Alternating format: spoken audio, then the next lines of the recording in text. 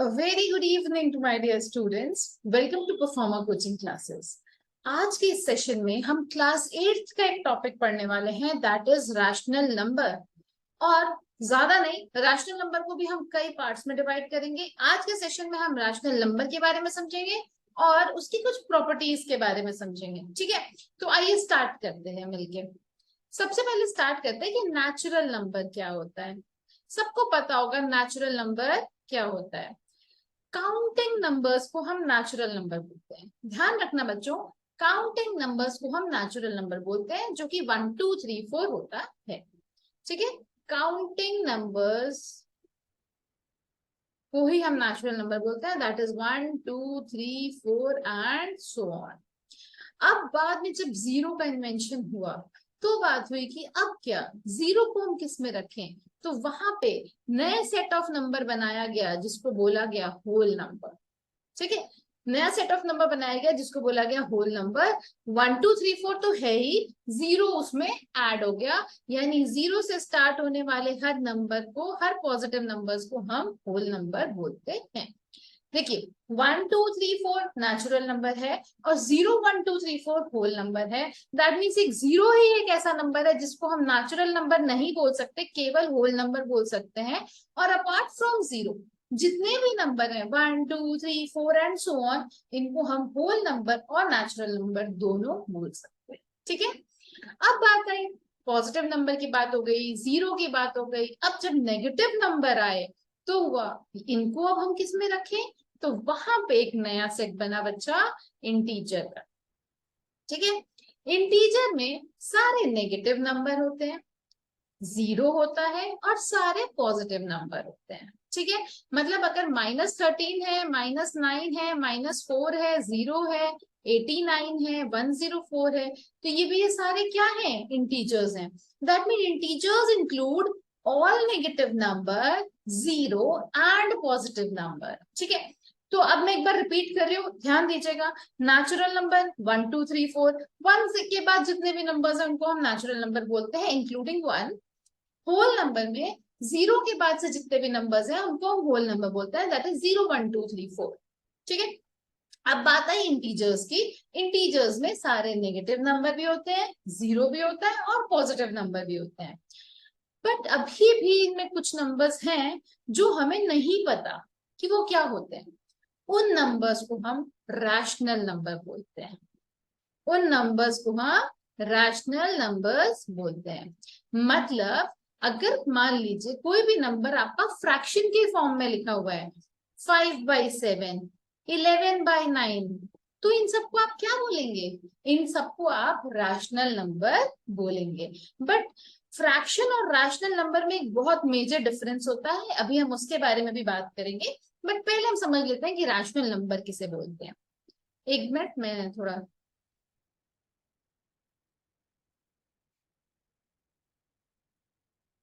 ठीक है, ध्यान दीजिएगा।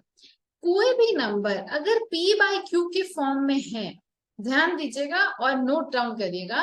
कोई भी नंबर अगर p/q के फॉर्म में है, q नॉट इक्वल टू 0 है एंड p एंड q दोनों ही इंटीजर को बिलोंग करते हैं, तो उस नंबर को, उस p/q नंबर को हम रैशनल नंबर बोलते हैं। ठीक है, any number that can be written in the form p/q, that can be expressed in the form p/q where q is not equal to 0। हमारा डिनोमिनेटर कभी भी 0 नहीं हो सकता, इस बात को ध्यान रखिएगा। q is not equal to 0 and p and q both the numbers can be any integer, that means p and q belong to integer। अब जो हमको नंबर मिला बच्चा p/q, उसको हम क्या बोलेंगे, रैशनल नंबर बोलेंगे। क्या बोलेंगे, रैशनल नंबर बोलेंगे। ठीक है, दैट मीन्स अगर मैं आपसे एग्जाम्पल की बात करूं कि रैशनल नंबर के क्या एग्जाम्पल्स होते हैं, तो आइए मिलके एग्जाम्पल्स लिखते हैं। 5/9, -12/7, -14/2, 2/-9, 17/-4, -12/-16, 0/5, -3, अगर मैं केवल -3 बोल रही हूँ तो yes it is also an rational number, क्योंकि हम केवल -3 को -3/1 बोल सकते हैं। ठीक है, तो किसी भी नंबर को अगर हम p बाई क्यू के फॉर्म में एक्सप्रेस कर रहे हैं, q नॉट इक्वल टू 0 होना चाहिए बच्चा, p इक्वल टू 0 हो सकता है, q not equal to 0 and p and q both belong to integer, तो हमारा ये जो नंबर है वो क्या कहलाएगा, रैशनल नंबर कहलाएगा। ठीक है, अब बात आती है कि मैम फिर फ्रैक्शन और रैशनल नंबर में क्या डिफरेंस है। Good question, and it is actually an important question. अभी हम देखते हैं कि फ्रैक्शन और रैशनल नंबर में क्या डिफरेंस है।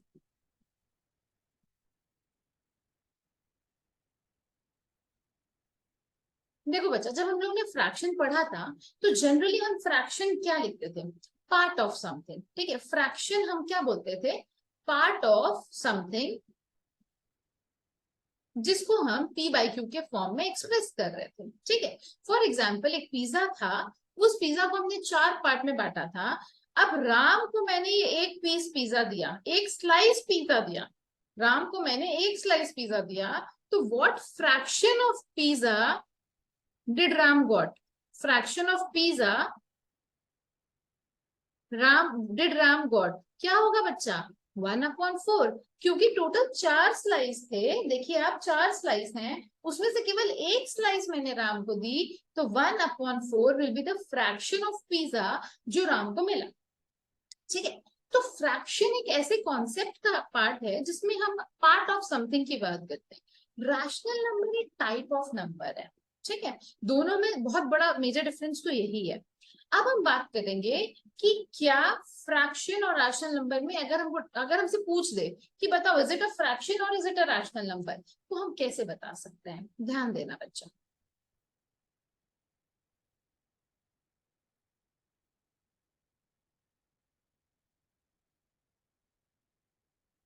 लेट्स सपोज हमारे पास कोई एक नंबर है 5/17 और एक नंबर है 9/-12।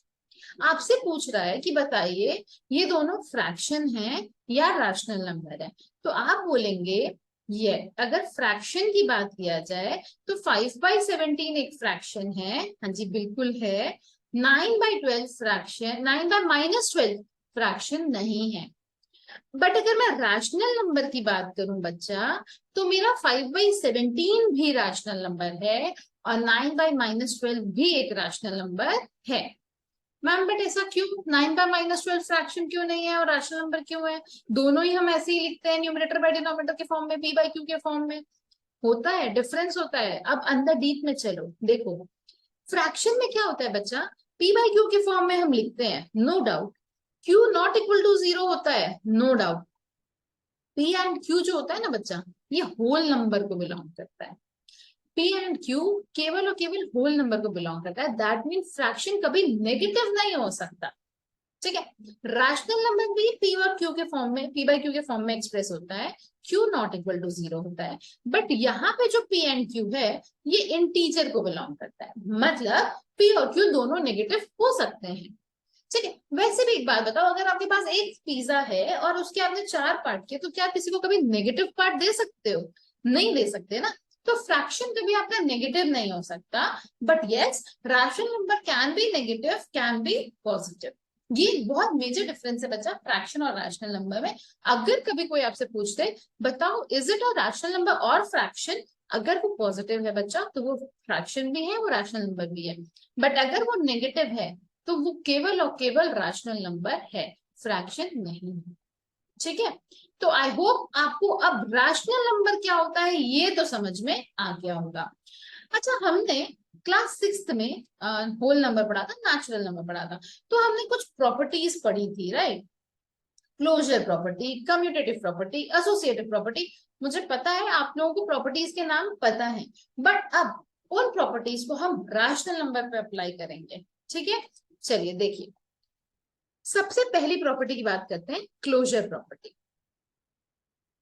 क्लोजर प्रॉपर्टी क्या थी बच्चा, कि when we add two rational numbers. ठीक है, अब ध्यान दीजिए कि हमारे पास 4 तरह के ऑपरेटर्स होते हैं, plus, minus, multiply and divide. ठीक है, अब बात आ रही है when we add two rational numbers, मान लीजिए एक रैशनल नंबर है R1 और दूसरा रैशनल नंबर है R2, अगर मैंने इन दोनों को ऐड किया तो मुझे जो रिजल्ट मिल रहा है अगर वो भी एक रैशनल नंबर है तो मेरी प्रॉपर्टी क्लोजर प्रॉपर्टी फॉलो हो रही है। Closure property states that when we add two rational number, we get the result as a rational number, then rational number follows closure property. Clear है? एकदम अच्छे से क्लियर है। देखिए, जब हम दो रैशनल नंबर को ऐड कर रहे हैं तो हमको रिजल्ट भी एक रैशनल नंबर मिल रहा है, बिल्कुल सही। तो वो क्या है? क्लोजर प्रॉपर्टी फॉलो कर रहा है। अभी मैंने ऐड की बात की है, अब मैं बात करूंगी सब्ट्रैक्ट की। जब मैं दो रैशनल नंबर को सब्ट्रैक्ट कर रही हूँ, क्या दो रैशनल नंबर सब्ट्रैक्ट कर रही हूँ तो मुझे एक रैशनल नंबर मिल रहा है? हाँ जी, बिल्कुल मिल रहा है। ठीक है, तो ये मेरा क्लोजर प्रॉपर्टी को फॉलो करेगा। जब मैं दो रैशनल नंबर को मल्टीप्लाई कर रही हूँ, क्या मुझे एक रैशनल नंबर मिल रहा है? हाँ जी, बिल्कुल मिल रहा है। तो ये मेरा क्लोजर प्रॉपर्टी फॉलो हो रहा है। जब मैं दो रैशनल नंबर को डिवाइड कर रही हूँ, क्या मुझे तब भी एक रैशनल नंबर मिल रहा है? बिल्कुल मिल रहा है। That means closure property of a rational number is true for all the four operators plus minus multiply divide. Please note down करना अपनी कॉपी में स्टार बना के कि when we add two rational number we get the result as a rational number, then rational number is said to have closure property. ठीक है, तो ये प्रॉपर्टी हमारी ओनली एडिशन के साथ नहीं होती है बच्चा, एडिशन, सब्ट्रैक्शन, मल्टीप्लिकेशन और डिवीजन दोनों के साथ होती है। ठीक है, तो इस तरीके से हमने क्लोजर प्रॉपर्टी को समझ लिया। नेक्स्ट आता है कम्यूटेटिव प्रॉपर्टी। देखो बच्चा, कम्यूटेटिव प्रॉपर्टी ये बोलता है if we add two rational numbers the position of rational number does not make any difference. ठीक है, in the result. For example, मैंने R1 प्लस R2 किया, अब मेरा मन किया नहीं यार मैं पहले R1 नहीं पहले R2 करूंगी, R2 प्लस R1 करूंगी, क्या मेरे रिजल्ट में कोई फर्क पड़ना है? कोई फर्क नहीं पड़ना है। ठीक है, that means whenever we add two rational number the position of rational number does not make any difference in the result of rational number. ठीक है, तो कम्यूटेटिव प्रॉपर्टी ये बोलती है कि अगर आप दो रैशनल नंबर्स को ऐड कर रहे हो, आपका जो रिजल्ट मिल रहा है वो उन दोनों की पोजीशन को एक्सचेंज करने के बाद भी मिलेगा, तो अब आपके रैशनल नंबर कम्यूटेटिव प्रॉपर्टी को फॉलो कर रहे हैं। ठीक है, क्लोजर प्रॉपर्टी में क्या था कि अगर आपने दो रैशनल नंबर को ऐड किया तो आपका रिजल्ट भी रैशनल नंबर होना चाहिए। यस, था भी। ओके, तो क्लोजर प्रॉपर्टी हमारी प्लस माइनस मल्टीप्लाई डिवाइड के लिए फॉलो हो गई थी। बट कम्यूटेटिव प्रॉपर्टी में पोजीशन का फर्क देखते हैं कि चलो हमने R1 प्लस R2 किया, अच्छा अब हमने R2 प्लस R1 कर दिया, क्या रिजल्ट में कोई फर्क पड़ा? हमने कहा नहीं, तो यस ये फॉलो हो रहा है। बट अगर हम R1 माइनस R2 कर रहे हैं और R2 माइनस R1 कर रहे हैं तो क्या रिजल्ट में फर्क पड़ेगा? हाँ जी, बिल्कुल फर्क पड़ेगा। ठीक है, तो दो नंबर्स को सब्ट्रैक्ट करने में पोजीशन का फर्क पड़ता है, तो सब्ट्रैक्शन कम्यूटेटिव लॉ को फॉलो नहीं करता है। सब्ट्रैक्शन कम्यूटेटिव लॉ को फॉलो नहीं करता है। ठीक है, नेक्स्ट R1 इंटू R2 है और R2 इंटू R1 है, क्या फर्क पड़ेगा? पोजीशन का फर्क है? नहीं है। मतलब commutative law is true for addition and multiplication. It is not true for subtraction. And now we will check whether it is true for division. It is not true for division too.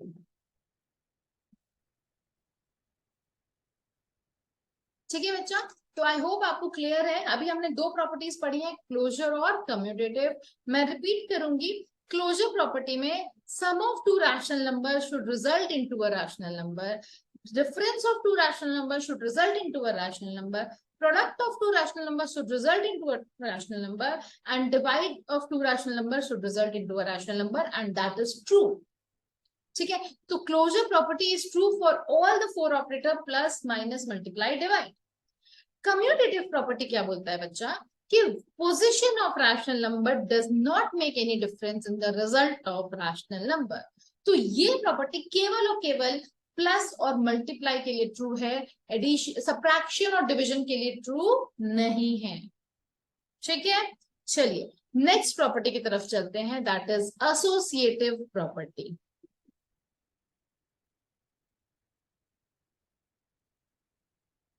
Associative property क्या बोलती है बेटा, मान लीजिए आपके पास एक rational number है R1 R2 R3, ठीक है, दोनों के बीच में प्लस ऑपरेटर है, बस R2 और R3 एक ब्रैकेट में है। ठीक है, तो अगर मुझे इसको सॉल्व करना होगा तो मैं क्या करूंगी, पहले R2 और R3 को ऐड करूंगी, जो रिजल्ट आएगा उसमें R1 ऐड करूंगी। ठीक है, क्योंकि हमारा बॉडमास रूल यही बोलता है ना कि पहले ब्रैकेट सॉल्व करो, तो हमने पहले ब्रैकेट सॉल्व किया। बट अब ना मेरा मन थोड़ा सा बदला, मैंने सोचा यार पहले R1 प्लस R2 कर लेते हैं और जो आएगा उसमें R3 ऐड कर देते हैं। ठीक है, पहले R1 प्लस R2 कर लेते हैं और जो आएगा उसमें R3 ऐड कर देंगे, क्या जाता है? हाँ, एक्चुअली में कुछ नहीं जाता है। इन केस ऑफ एडिशन में कुछ नहीं जाता है। अगर तीनों नंबर आप ऐड कर रहे हो, आप किसी भी दो को पहले ऐड कर रहे हो बच्चा, फर्क नहीं पड़ेगा, और इसी को हम बोलते हैं associative law. If you are adding three or more than three numbers, the numbers that you are picking to add first does not make any difference in the result. Okay? तो इसको हम बोलते हैं एसोसिएटिव प्रॉपर्टी, और associative property भी केवल addition और multiplication के लिए ट्रू है।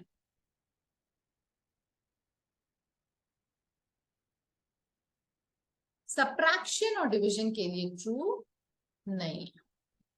ठीक है, ध्यान रखिएगा बच्चा। हमने अभी तक तीन प्रॉपर्टी पढ़ ली, क्लोजर, कम्यूटेटिव, एसोसिएटिव। क्लोजर चारों के लिए ट्रू थी, कम्यूटेटिव एडिशन और मल्टीप्लिकेशन के लिए, और एसोसिएटिव भी एडिशन और मल्टीप्लिकेशन के लिए, क्योंकि यहाँ पे पोजीशन का रोल आ जाता है। ठीक है, नेक्स्ट प्रॉपर्टी इज आइडेंटिटी। हम आइडेंटिटी की बात करते हैं बच्चा, और आइडेंटिटी में हम एडिटिव आइडेंटिटी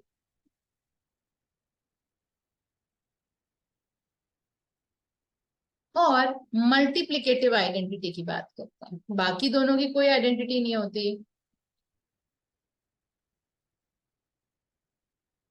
ठीक है, तो एडिटिव आइडेंटिटी और मल्टीप्लिकेटिव आइडेंटिटी।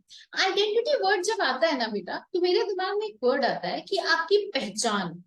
आइडेंटिटी मतलब पहचान, तो आपकी पहचान ना खोए। ऐसा कौन सा नंबर है जिसको ऐड करने से आपकी पहचान ना खोए?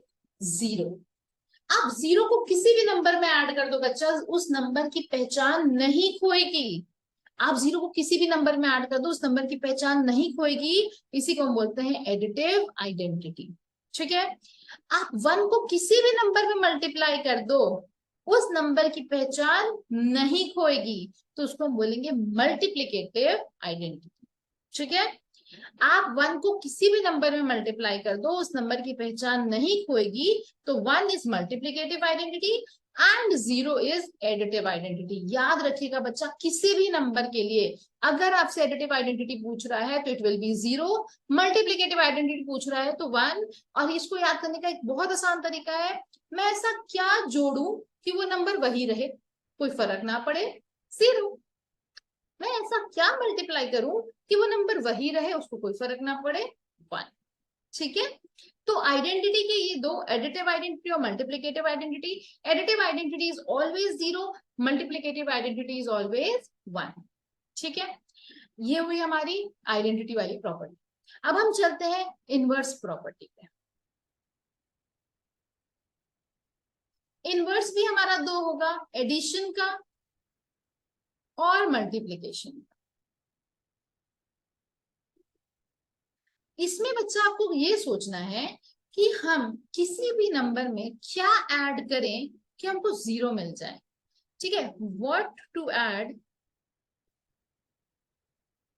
To get zero, what to add to get zero. ठीक है, अगेन यहाँ पे what to multiply to get one, क्या ऐसा मल्टीप्लाई करें कि वन मिल जाए। ठीक है, बच्चा ध्यान रखिएगा, किसी भी नंबर का अगर आपसे कह रहा है लेट सपोज -5 है, तो -5 में हम क्या ऐड करें कि हमको जीरो मिल जाए? इसका ठीक उल्टा, साइन बदल दो बस, यानी 5। आंसर आपको 0 मिल जाएगा। तो 5 इसका क्या है, एडिटिव इनवर्स। ठीक है, तो अगर किसी भी नंबर का आपको एडिटिव इनवर्स पूछता है तो आप उसी नंबर के साइन को वो कर दीजिए, अपोजिट कर दीजिए। फॉर एग्जाम्पल 89 का एडिटिव इनवर्स क्या होगा, -89। 89 का एडिटिव इनवर्स इज -89। -42 का एडिटिव इनवर्स इज 42। 22 का एडिटिव इनवर्स -22। 5/11 का एडिटिव इनवर्स -5/11। 21/7 का 21/3 का एडिटिव इनवर्स -21/3 का एडिटिव इनवर्स इज 21/3। मतलब जो भी नंबर है उसका अपोजिट साइन, प्लस है तो माइनस, माइनस है तो प्लस, हमको उसका एडिटिव इनवर्स देता है। ठीक है, नोट डाउन कर लीजिए बच्चा, नोट डाउन प्लीज, एग्जाम्पल के साथ करिएगा ताकि आपको याद रहे। ठीक है, अब हम समझते हैं मल्टीप्लीकेटिव। मल्टीप्लीकेटिव इनवर्स क्या होगा। मल्टीप्लीकेटिव इनवर्स में क्या होता है बच्चा, जो नंबर होता है उसका आप रेसिप्रोकल कर देते हो। फॉर एग्जाम्पल 5 का रेसिप्रोकल क्या होगा, 1/5। तो जब हम इनको मल्टीप्लाई करेंगे तो 5 और 5 कट जाएगा, हमको 1 मिल जाएगा। ठीक है, तो अगर हम किसी भी नंबर को उसके रेसिप्रोकल से मल्टीप्लाई करते हैं तो हमको 1 मिल जाता है। ठीक है, एक सेकेंड, मैं ये सब रिमूव कर रही हूँ ताकि हम थोड़ा मल्टीप्लीकेटिव इनवर्स के भी एग्जाम्पल्स लिख सकें।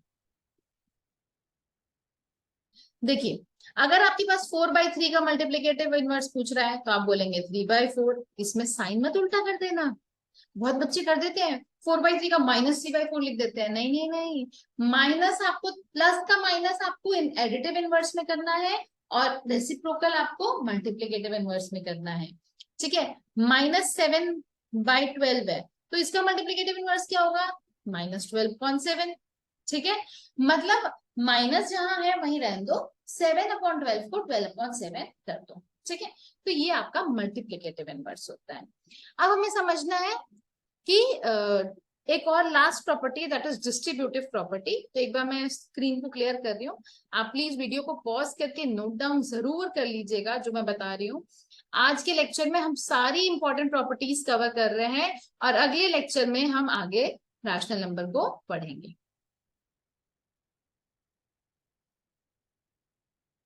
ठीक है, next property is distributive property. इसको हम बच्चा एक और नाम देते हैं, डिस्ट्रीब्यूशन ऑफ मल्टीप्लीकेशन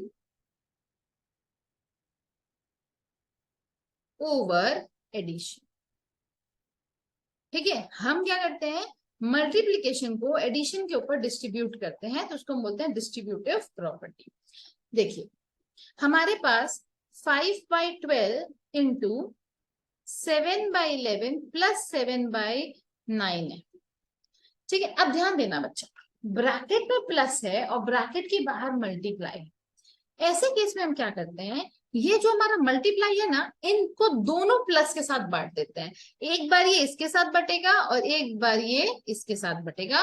मतलब 5/12 को हम 7/11 के साथ बांटेंगे, प्लस 5/12 को हम 7/9 के साथ भी बांटेंगे। ठीक है, तो इसको हम बोलते हैं distribution of multiplication over addition. जितने एडिशन है उन सब पे उस मल्टीप्लीकेशन को हमने बांट दिया। अच्छा, एक और चीज होती है, अगर आपके पास यहाँ पे होता 5/9 इंटू -6/5 प्लस 5/9 इंटू -11/4। ठीक है, अब हम क्या करेंगे, अब यहाँ पे हमको इसको शॉर्ट में करना है बेटा, प्रॉपर्टी लगा के इसको कंजर्व करना है। तो हमने देखा मल्टीप्लीकेशन का एक टर्म है, फिर प्लस है और फिर मल्टीप्लीकेशन का दूसरा टर्म है। और हमने ये भी देखा कि इन दोनों मल्टीप्लीकेशन के टर्म्स में 5/9 कॉमन है, 5/9 इसमें भी है, 5/9 इसमें भी है।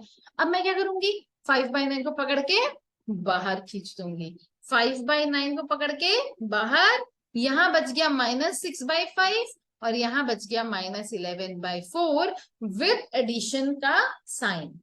तो आप देख रहे हो, मैंने आपको दोनों तरीका बता दिया, एक्सपैंड करने का भी, कैसे आप मल्टीप्लीकेशन को दोनों एडिशन के दोनों टर्म्स पे बांटोगे, एक वो, और दूसरा अगर एडिशन के दोनों टर्म्स में है और हमको प्रॉपर्टी लगा के छोटा करना है तो हम किस तरीके से उसको कंजर्व कर सकते हैं। इस तरीके से हमने आज रैशनल नंबर की प्रॉपर्टीज कंप्लीट की है।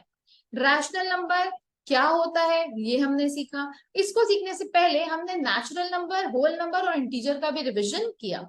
उसके बाद रैशनल नंबर और फ्रैक्शन के बीच में डिफरेंस समझा और रैशनल नंबर की सारी प्रॉपर्टीज को हमने आज की क्लास में कवर किया है। Closure, commutative, associative, distributive, identity and inverse. ठीक है, अब अगले लेक्चर में मैं एक एक करके एडिशन, सब्ट्रैक्शन, मल्टीप्लिकेशन, डिवीजन सिखाऊंगी। रैशनल नंबर कैसे इंसर्ट करते हैं वो सिखाऊंगी और रैशनल नंबर को कैसे प्लॉट करते हैं नंबर लाइन पे वो भी सिखाऊंगी। ठीक है, और कुछ वर्ड प्रॉब्लम्स भी हम करेंगे। तो रैशनल नंबर को हम बहुत सारे सेगमेंट्स में पढ़ने वाले हैं और बहुत इंटरेस्टिंग तरीके से एक एक चीज को समझते हुए करेंगे ताकि आपके कॉन्सेप्ट स्ट्रॉन्ग बने रहे। ठीक है, अगर आपको वीडियो समझ में आई हो, आपको लेक्चर अच्छा लगा हो तो प्लीज वीडियो को लाइक करें, शेयर करें और चैनल को सब्सक्राइब करें। Thank you so much.